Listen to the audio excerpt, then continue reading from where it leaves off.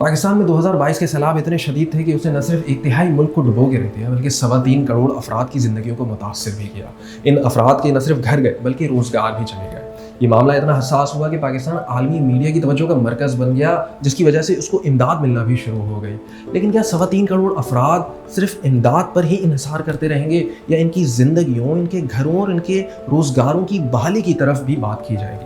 ऐसे में हुकूमत ने ये हिकमत अमली पेश की कि वो पहले से बने बनाए घर मतलब प्री फैब्रिकेटेड हाउसेज लाएगी और वो यहाँ पे लाके खड़े कर देगी, जिससे मॉडल विलेजेस बनेंगे और लोगों को इनमें बसाया जाएगा। इसमें एक एक घर की लागत करीब 5 लाख रुपए है। लेकिन यहाँ के लोकल माहिरीन का और वेलफेयर वर्कर्स का और आर्किटेक्ट्स का क्या कहना है इस हिकमत अमली पर? आए उन्हीं से सुनते हैं। एक तो ये महंगा पड़ता है, ऊपर से इंडस्ट्रियलाइज मटेरियल है। 5 लाख तक का एक घर बनेगा जिसमें 2 कमरे, किचन और एक बाथरूम होगा। ये यूनिट स्टाइल है।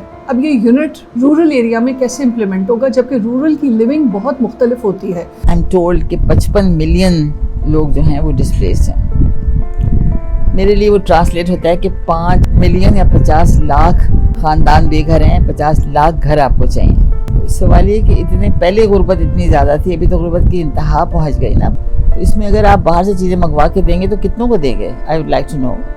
ये वही होगा ना जो पहले भी हो चुका कि कुछ को मिला कुछ को नहीं मिला। मतलब हम तो देख चुके हैं ना, घर मतलब सैलाब आया, क्या कुछ नहीं हुआ, कितने लोग बेघर ही रह गए, क्योंकि जो स्ट्रैटेजीज थी या जो भी पॉलिसीज गवर्नमेंट की थी, they did not really match the reality. The reality is different. ना सिर्फ ये कि घर बना देने, छत उनको चाहिए, इसके अलावा उनको काम भी चाहिए।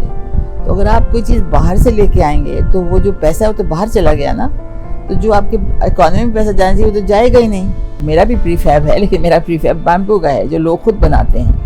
जब वो बनाते हैं उनको भी पैसे मिलते हैं। ये जब हमने वर्कआउट किया, इसका सिर्फ 25,000 रुपये में ये बन जाता है और लोग खुद ही बनाते हैं, जिनको हम सिखा देते हैं, जो ट्रेंड होते हैं। किले जो मट्टी का जो घर है यूजुअली वो वैसे ही लोग बनाते रहते हैं।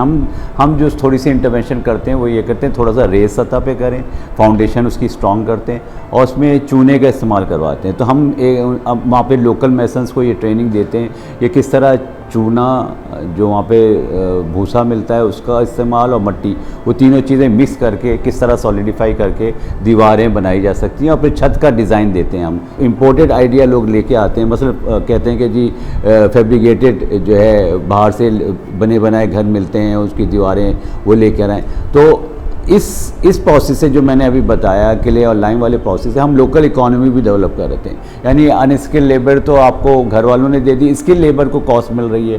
तो और न सिर्फ कॉस्ट मिल रही है, उसके वो जो साइंटिफिक ट्रेनिंग जो हमने दी थी वो भी उसको मिल गई। इस तरह से मुकामी इकोनॉमी जो है, लोकल इकोनॉमी वो डेवलप हो रही थी। जबकि जो बाहर से लाने में, किसी किस्म के फैब्रिकेटेड हाउसेस लाने में सारी की सारी आपका इंपोर्ट करना पड़ता है, जिसको पाकिस्तान के वेदर के मुताबिक नहीं होते।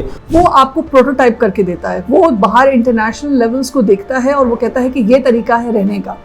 हम कह रहे हैं कि इसको आप रिजेक्ट करिए, ये तरीका नहीं है। तरीका होता है जिसमें लोकल मेथडोलॉजी इस्तेमाल होती है। इसमें रिसर्च आ जाती है कि अगर साउथ ऑफ पाकिस्तान है तो उसका क्या एनवायरनमेंट है, उसकी मिट्टी कैसी है, उसका फाउंडेशन कैसा होना चाहिए, उसका रिलेशनशिप पानी के साथ कैसा है।